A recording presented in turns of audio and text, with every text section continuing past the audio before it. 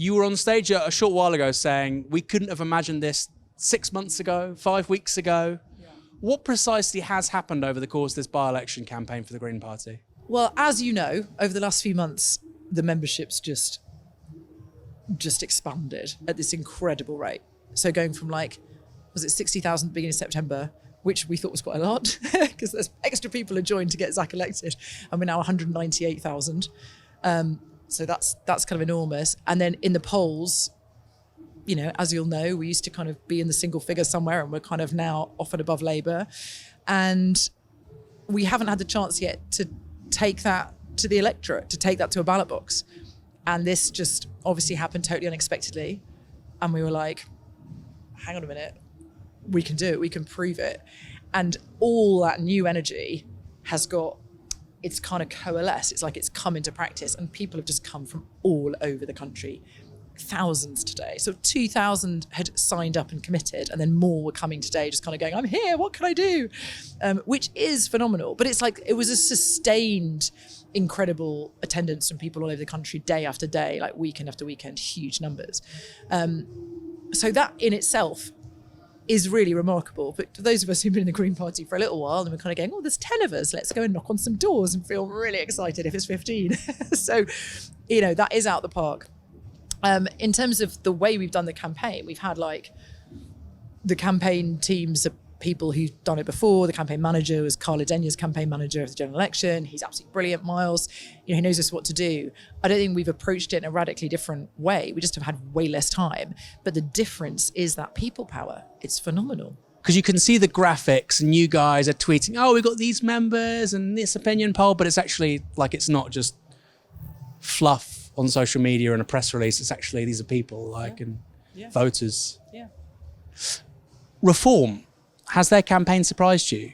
Has Matt Goodwin been a good candidate for Reform? Well, no, I think having someone who's from Hertfordshire, totally disconnected, they seem to have avoided a lot of press where, we've got the wonderful Hannah who just communicates with everybody and has been available to the press. Anyone who wants to talk, you can kind of, you can reach the Greens, you can hear what we're going to say. She'll be open with you.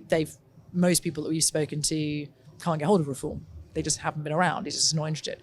But he also, it's just quite extreme. There was, more stuff I was reading today about his associations with some really revolting misogynist ideologies, and sort of he'd done, academic stuff, and people who he's shared directorships with and things like this who, think women can't do STEM because their brains aren't capable of it. Properly deep, horrendous ideology. So yeah, pretty extreme, pretty dark. But you said extreme. Some people, the Labour Party, have been saying you guys are extreme, right? And obviously, because of the success you just talked about, you're now a variable. You're going to get the negative campaigning, which you've never really had before. It's a new level of negative campaigning, right? That feels really different. And so how has that affected you guys? Well, I think it's definitely just a thing to get used to. I don't think it surprised us. I think we've talked about it and, expected it to a certain extent. Well, I think completely, really. When we get negative campaigning, though, they're sort of twisting policies. So as if we want to go and teach primary school kids how to take drugs or offer them, ketamine in the playground, guys. That's not what our drugs policy is about. Our drugs policy is about reducing the harm that drugs cause in our society. That's what it's about. It's about reducing addiction levels, improving well-being, and just kind of actually reducing deaths that are caused by drugs. So they'll take one of our policies and just spin it in they're lying about it. And then that becomes the negative. So, it's not quite, the policy actually isn't extreme. It's tried and tested across the world. But they will spin it to make us look like extremists. That's kind of different. I've heard, this is crazy. I've heard instances of people who were planning to vote Green.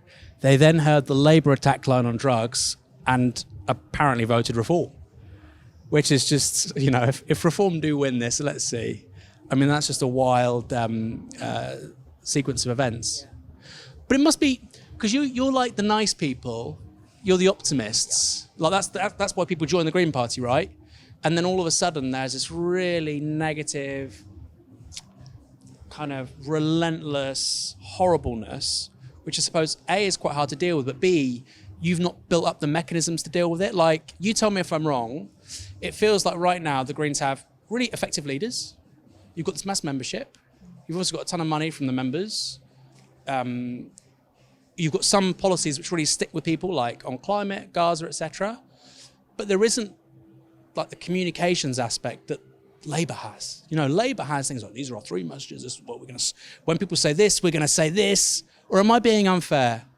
To me, looking at Labour's communications, it's dead behind the eyes. It's like, it's I think people are going, it's like a corporate messaging machine. And they do have a leader who, you know, I'm sure he's a very nice guy in lots of ways, but when he communicates, you just don't believe it, so you actually glaze out. We're in an age where there's just so much information and so many comms machines. You know, comms is like everywhere all the time and constantly in our face and in our phone, obviously. And so I think what we do is we talk to people authentically, and that does actually cut through. So yes, I think we've got a lot of work to do in communicating some of the policies which are very easily twistable, and you know, the drugs policy is one of those. I think we can do a lot more to really explain to people where that's coming from, so that's what they need to know. They need to know why, where is that coming from, what's the goal of it, what's it achieve. I think when you communicate that to people, like, do you actually want less addiction, less drugs, you know, death from drugs, this is the data. So we've got more to do on that, and we haven't had the kind of bandwidth, the capacity to do that today. We haven't done that much communication around some of these policies. Like wealth tax we really have, right? But other things not so much.